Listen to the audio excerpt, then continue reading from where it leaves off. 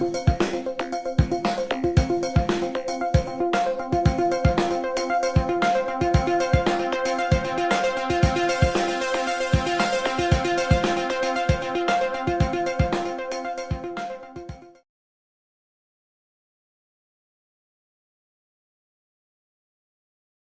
I'm Megan Brown, and I'm co-founder of HatchedIt.com, and this is my co-founder, Kirsten Bischoff. She also is my sister-in-law, so she can't ever get rid of me. So HatchedIt.com, we're going to talk a little bit about that, and I'll also talk a little bit about some of the challenges we've faced over the last couple of years. Let's go to our first slide. Ooh, I did it. Okay, so how we communicate really is a cornerstone of our relationships, and whether that's with a girlfriend, boyfriend, husband, mother, father, sister, aunt, uncle, it really is key. And in this technology-driven age, how we communicate is changing rapidly, whether it's social media, text messaging, Instagram. Seen some things on there that I wish I hadn't. So what we're really looking at here is from a family perspective, right? How do you communicate as a family? And that's where HatchedIt really was born. To give you a little background on us, we both have backgrounds in the financial industry.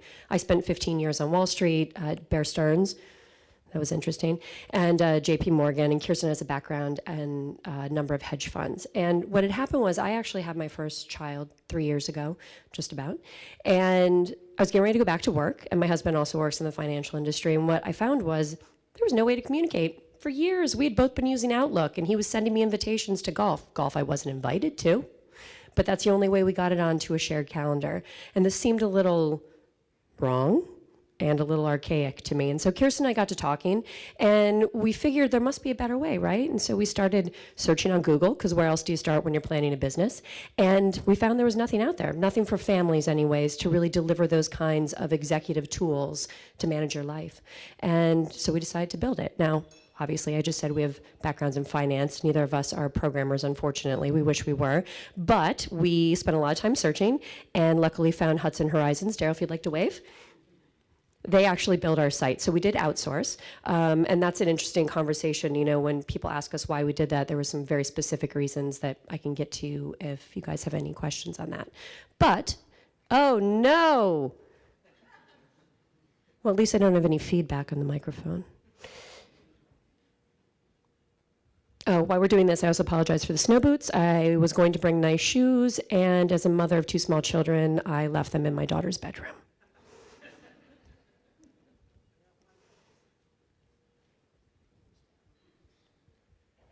Ryan, help.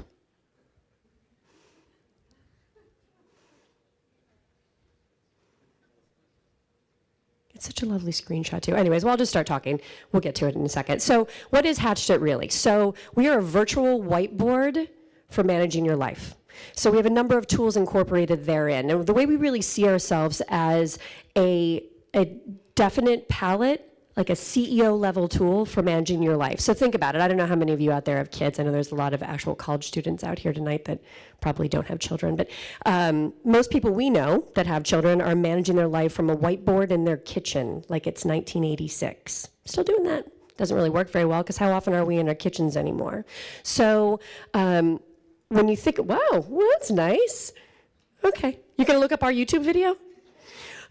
So when you really think about what we're doing is we sat down and we tried to think, what do families need to manage their life? So they need a calendar, right? So we want to be socially networked. So the way the calendar works is you can sign up to 10 people on a family. Everyone's color-coded. It all syncs nicely. You don't have to worry about when little Johnny has to be at baseball or when your husband has a work dinner. That is a problem I have quite often. We also recently incorporated to-do lists. They're also socially networked, so I can share my grocery shopping. This is very exciting stuff, by the way, for all you young guys out there. Grocery shopping to-do lists with my husband and one of my childcare providers, because I don't always have time to get there to get the milk or pick up takeout, which is normally what we have for dinner. But anyways, the to-do list is also socially networked. And then more importantly, we also included photo sharing, because I was having real issues with sharing photos of my small children on Facebook.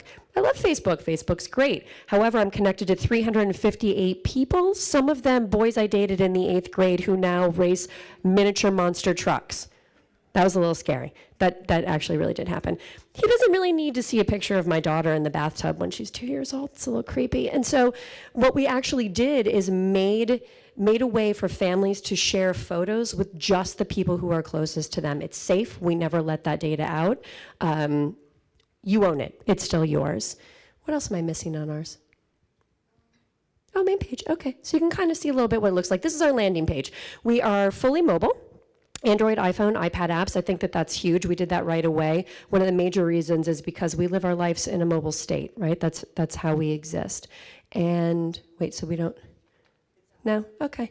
Hold on. Luckily, I printed this out, so I make sure I tell you guys everything I need to. Hold on.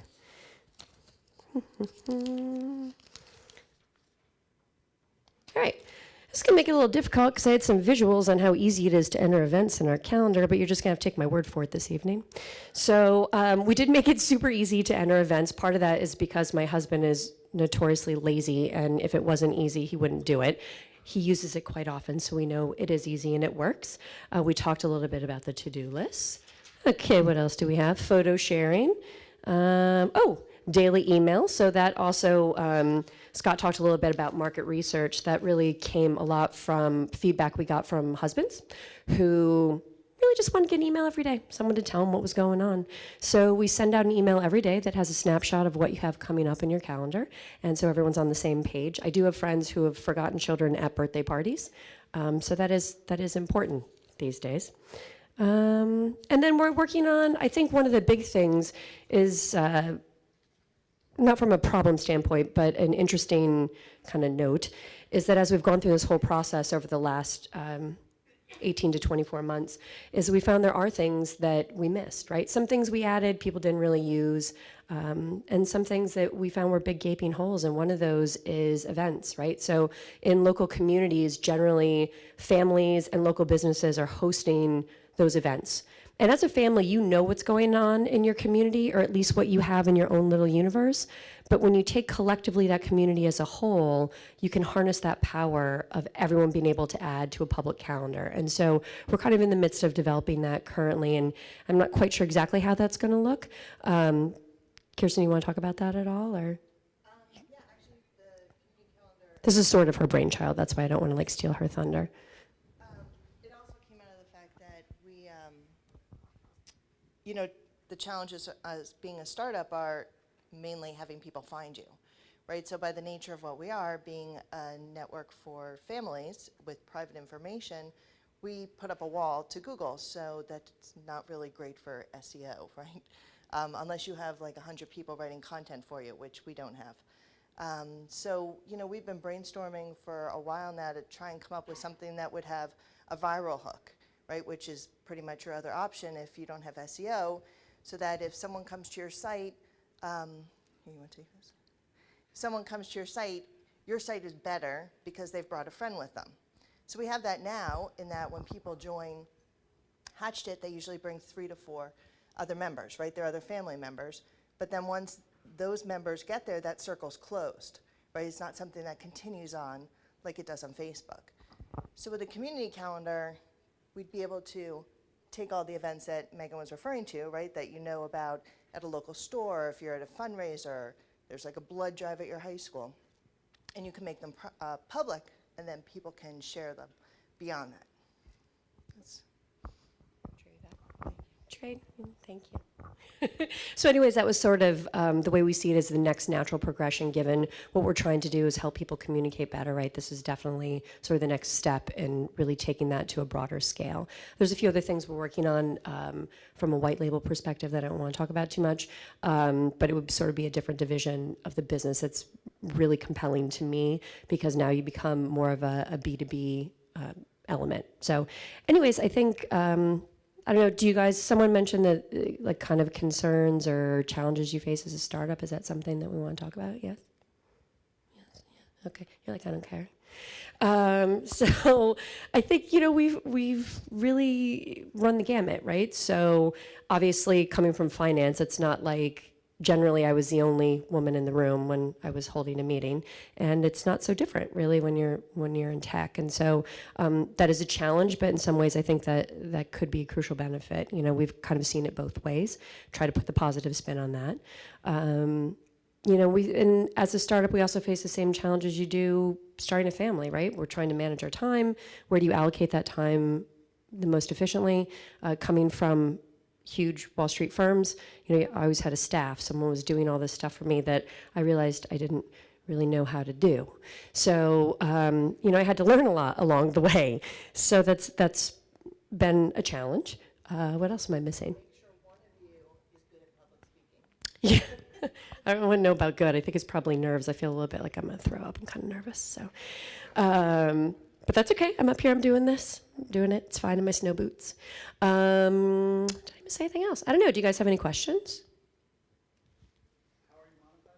Oh, I love that question. Such a great question.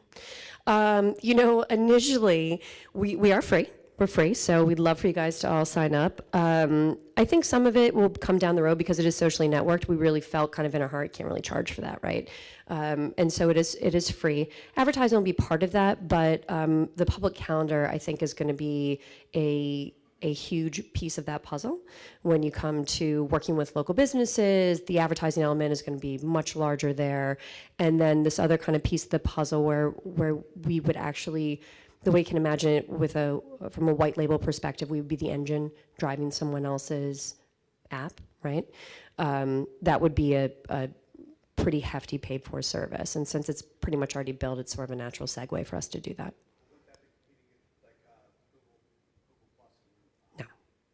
No. I just can't talk about it too much because we're kind of in the development phases.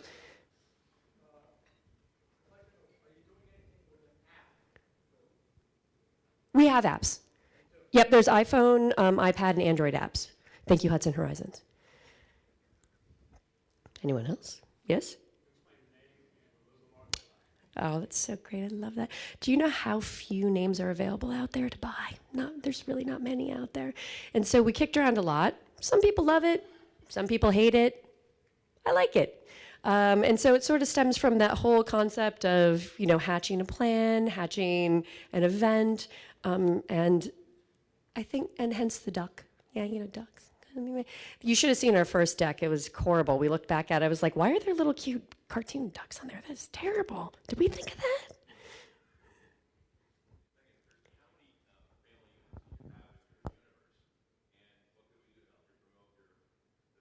Oh, I love you. Thank you.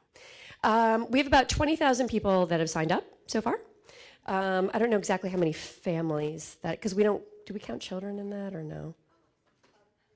Okay, so there's about 20,000 right now that we have in the universe.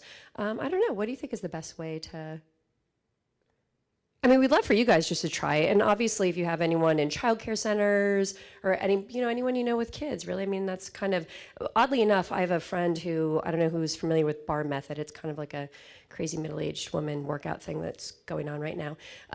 But she's starting a Bar Method studio, and she's using it to coordinate all of her instructors. So she's using it for her business. So we do have a couple people actually on there that are coordinating smaller businesses, right, with 10 or less employees. They're actually using it for that. So we could brainstorm a little more, but yeah, that'd be great.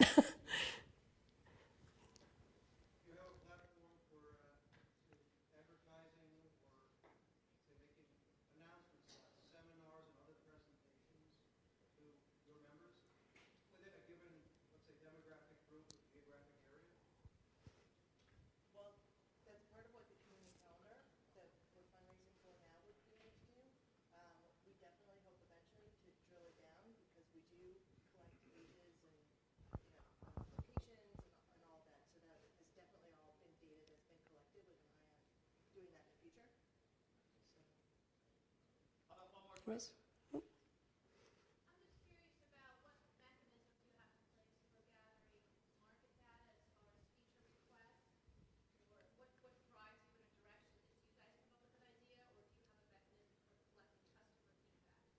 We ask for customer feedback a lot. You know, we've done the basic survey monkey surveys sent out to people. If somebody emails me with a problem or an issue, I'm a crazy person about asking them for feedback and what they think. we've been to so many conferences. If I could tell you how many female bloggers we've talked to in the last 2 years, you've no idea. Face to face. I think we've Yeah. met a lot of those 20,000 people in person. So yeah, it's honestly a lot of, it's surprising how much you have to ask for feedback when someone is using your product and doesn't have a problem with it, right? Even just to get them to tell you what's really working for you. If they have a problem with it, you hear about it immediately, right? But knowing what really works for them is probably the hardest thing to get back, and Yeah. you just have to really chase it. Does that answer your question? Yes? Okay. Let's give All right. Thank you, Megan guys. and Kristen a hand.